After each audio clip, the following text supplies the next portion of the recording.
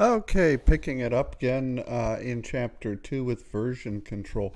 For version control, our policy should be reviewed annually, or if not annually, at least when there are relevant change drivers out there. So major revisions are generally done uh, in advance. You put a letter next to it or a digit like version 1, version 2, or 2.0 or 3.0. And you'll include a brief synopsis of the change, the name, the author, who authorized it, etc. Those would be important points.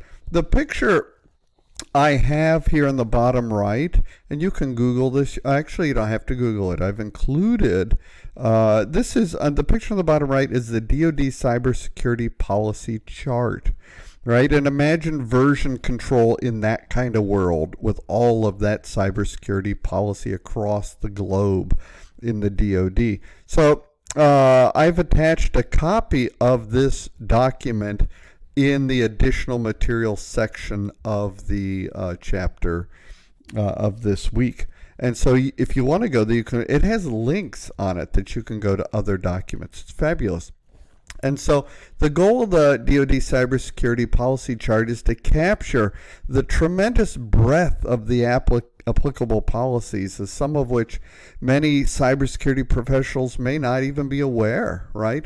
So it's a helpful organizational scheme with color charts and fonts and hyperlinks, all designed to provide additional assistance to navigating the way through policy issues in order to defend their networks, the systems, and the data, etc.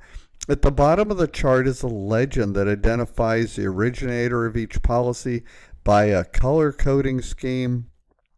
On the right-hand side of the policy chart, there are boxes which identify key legal authorities, federal and national level cybersecurity policies, and operational level documents that provide details on defending the DoD information network, right, and the assets. So anyhow, I recommend you go there. Imagine version control in that world. Huh?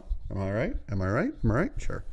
So next topic in policy components is the introduction. And the introduction is used to provide context and to give meaning, to convey importance of what we are working on. So it will acquaint the reader with all the whole entire document.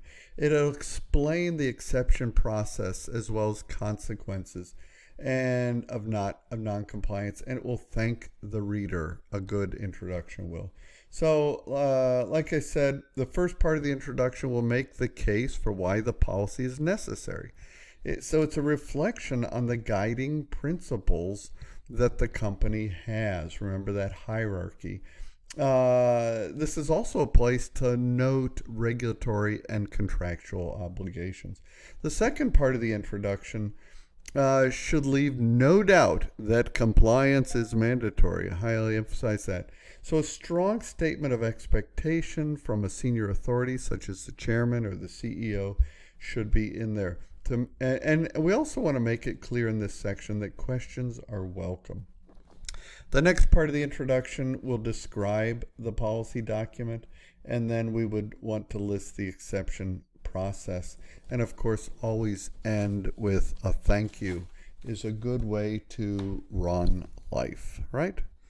So policy headings are also part of this. A policy heading is going to identify by name the policy by name and provide the reader with an overview of the policy topic or category.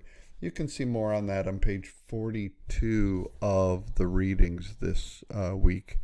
And again, it breaks out the singular policy versus the consolidated policy approach. That's up to you. We'll be writing in this course just a singular policy approach. Now, policy goals and objectives act as a gateway to the content to come and the security principle that we're going to address, right? So it should concisely convey the intent of the policy. The goals and objectives again, convey the intent of that policy. There are some examples on page 43 of the book in the in practice section of the book. Now, your policy statement. The policy statement is best thought of as this high-level directive or strategic roadmap. And this is why it doesn't change very often. Can change, but doesn't very often. Standards will change much more often. This section, the policy statement, this is where we lay out the rules that need to be followed. And in some cases, we might reference some implementation instructions or standards. I don't recommend that, but we can refer to the document of standards at least.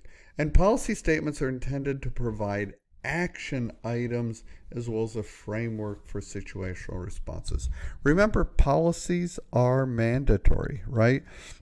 So information security is all about keeping that corporate information safe.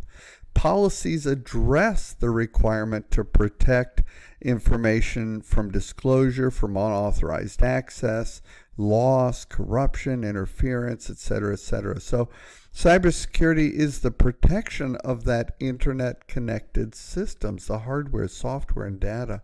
So a strong cybersecurity strategy can provide good posture from attack. So we need policy that can then establish solid standards for the behavior of activities, for example, in encryption, things like that. So policy statement, very, very important. Now, the policy statement is again that high-level directive, right?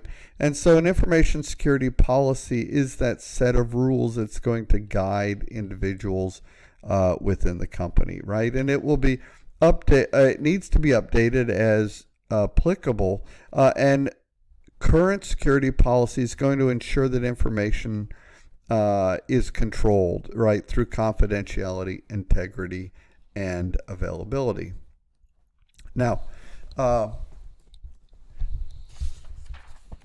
next is the policy exceptions, right? There are always going to be some special situations where exceptions are required, right? And so policy exceptions are agreed to waivers that are documented within the policy itself. If no exceptions are ever allowed, this should be clearly stated in your policy section, right? So an example, a waiver process is usually required for exceptions that identify policy that identify a policy that has been authorized, right? And then we want to keep a record of the number of approved exceptions, and we even want to because remember, too many built-in exceptions lead employees to perceive that it's unimportant, right? And granting too many exceptions can lead to favoritism, and frankly, we want to audit it because it can be difficult to track. I had worked in a company that had a web filtering policy, and it divided the company into 5 categories, 1 through 5, from contractors as a 1 to the CEO and the executive staff up above. So everybody went into a web filtering category, but exceptions were made to that web filtering category approved by the executive vice president only. We created an automated ticketing process to support that effort, but it had to be approved. And then once a quarter, we reported to the board the number of exceptions granted by EVP and the work they had done to reduce the number of exceptions. And that's how we applied that. Okay. There has to be, of course, a policy enforcement clause to include the penalty for violating the rules, right? The policy enforcement clause needs to be unequivocally stated, and it needs to be proportional to the rule broken, right? So an effective method for motivating compliance is proactive training, right? We don't want them to break a rule and be subject without the right training, right? So we want them to know, right? It's hard to fault employees for not knowing. So imposing disciplinary actions in such situations it can impact morale, right? Which we want to avoid. So we want to make sure we train them, especially on the adverse actions that could happen. So enforcement of these security policies is going to ensure compliance with the principles and practices dictated by the company, because the policies and procedures do not work if there's no consequence to the violation, right? Enforcement is arguably the most significant aspect of a company. It dissuades anyone from deliberately violating your policy or set of rules, even accidentally, right? So it's very useful. Okay. Administrative notations are important. These refer to the additional information such as regulatory cross-references that may have driven the policy, or the name of the corresponding documents such as the standards, guidelines, and programs that you could go to. You may even want to include a hyperlink to those. Okay. Policy definitions are also part of it. There will be a glossary of terms, abbreviations, and acronyms that you'd want to include. The rule of thumb is to include definitions for any instance of an industry-specific technical, legal, or regulatory language, right? So when deciding what terms to include, err on the side of caution. The purpose of the security policies is as a document is to communicate and educate. And so we want to encompass all employees in the company, and sometimes even those outside the company, right?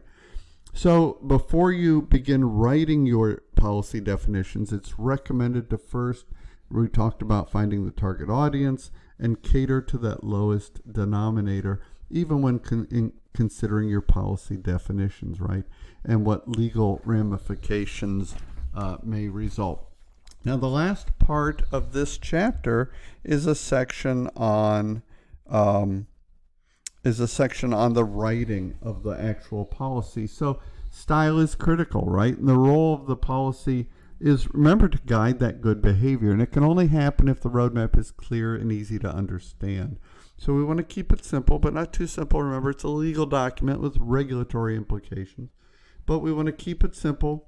Policies that are overly complex, they're just basically misinterpreted, right? So it's we want to use plain language, simple, straightforward.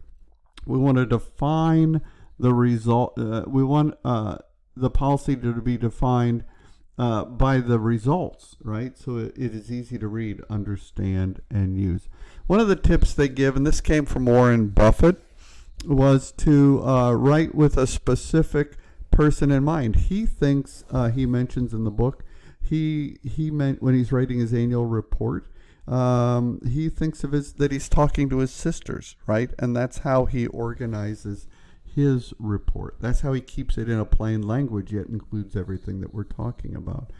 And there was even a plain language movement, and probably still is. Multiple presidents have encouraged that. And so if you look on page 50 of the book, it gives a before and after at the top, and you can compare the language from the technical complex before to the after. I prefer the after myself. And of course, plain, PLAIN.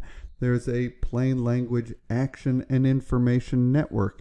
It describes itself on the website, which is listed in the book on page 50. You'll want to refer to that. And it gives a number of points that you would use to write plainly. Okay, that wraps up chapter 2 and week 1. Fun. I'm enjoying it. Hope you are too. Be sure to keep the cards and letters coming.